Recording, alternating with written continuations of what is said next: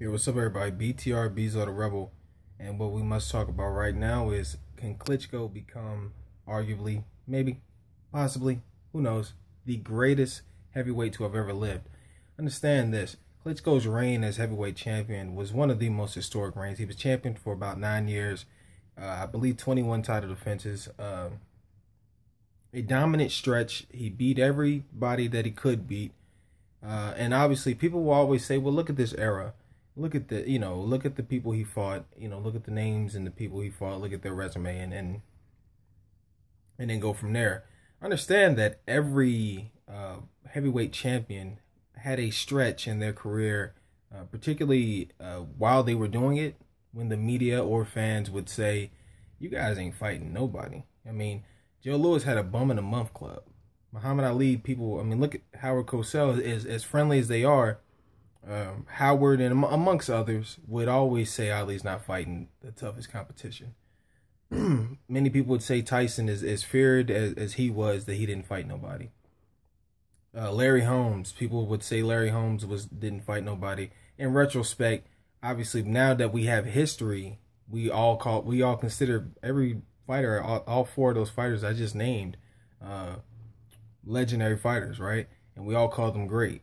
Understand that when you're looking at a Wladimir Klitschko, it's hard to understand, it's hard to fathom just how great he really is. Lennox Lewis was the same way. He wasn't truly appreciated during the time frame in which he did it. Particularly in this era where he moved and didn't fight in America, right? So now this is for the first time in history, the American heavyweight championship scene was not dominated by an American. And we were...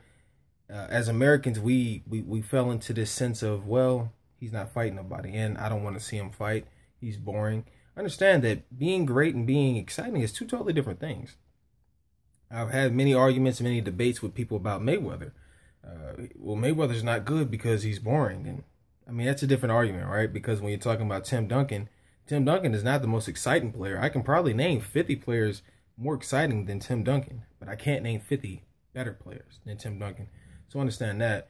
So when you're talking about a Wladimir Klitschko, if he can beat Anthony Joshua this Saturday, if he can go on to beat a Deontay Wilder, if he can go on to beat a Tyson Fury, for one, regaining that championship at this age is amazing. You have to understand that. It's just unbelievable if he's able to do it. It's going to be an uphill battle, in my opinion, if he wants to do it. He has to bring, as they say, you got to bring ass to whoop ass. And if he wants to win, he has to do it. He has to somehow get in and fight a dude who has a reach, who has an ability to probably the faster hands.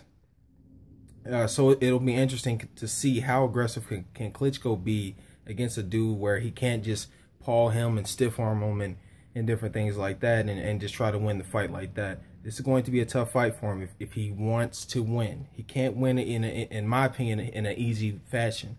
But if he's able to do it, Klitschko can be very well on his way to becoming the absolute greatest heavyweight champion of all time. Now, my opinion of greatness and better is two totally different things. So if you want to argue, remember this. My opinion, and this is just all semantics, really it's just opinionated.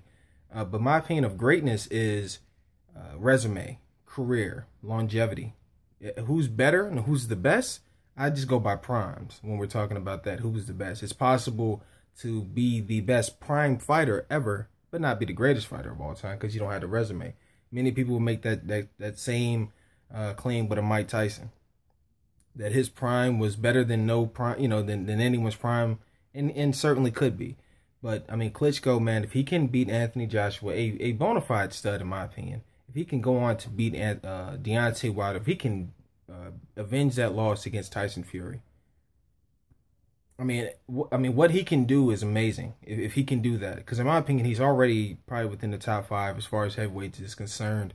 I know people don't respect this generation as far as in anything, not just in boxing, in anything.